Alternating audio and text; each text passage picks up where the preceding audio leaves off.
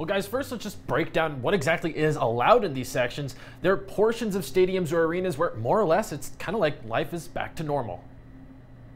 Can be filled to 100% capacity with no distancing required, meaning you actually can sit right next to strangers. And as of yesterday, masks are no longer required in the fully vaccinated sections. Meanwhile, any portion of the stadium or arena where people who aren't fully vaccinated are allowed, those still have to follow the phase requirements. Starting Tuesday, the entire state will be in phase 3. That means 25% capacity in outdoor stadiums with a maximum of 9,000 unvaccinated people, or 50% capacity in indoor arenas with a maximum of 1,000 unvaccinated people. Groups must be 6 feet apart and everyone must be wearing masks. So clearly, some benefit here to being in a vaxxed section. The question is, of course, who's allowed in? If you're 16 years or older, you must be fully vaccinated to get in. That means it's been 2 weeks since you got your final dose. For adults, there are no exceptions to this. Either you're fully vaxxed or you go into the unvaxxed section. So what about kids then? Well, kids ages 12 to 15 now have 2 options. 1, they can get in if they are fully vaccinated, now that they're eligible for the shot. Or 2, they can get in even if they aren't vaccinated, if they have tested negative for COVID in the past 3 days. Children ages 5 to 11 only have one way to get in since they're not vaccine eligible yet, and that's a negative test. And children under the age of 5 can get in regardless, no vax or test required, as long as the adult they're with is fully vaccinated. All right, the next question, of course, how do people know you're fully vaccinated? Well, the governor's office has outlined a list of acceptable forms of proof. 1, of course, is your actual vax card. 2, you could take a photo of the card and print it out if you're into that. 3, you could just show a photo of your card on your phone. Or 4, you can show paper or digital records you got from your healthcare provider or downloaded from the state database.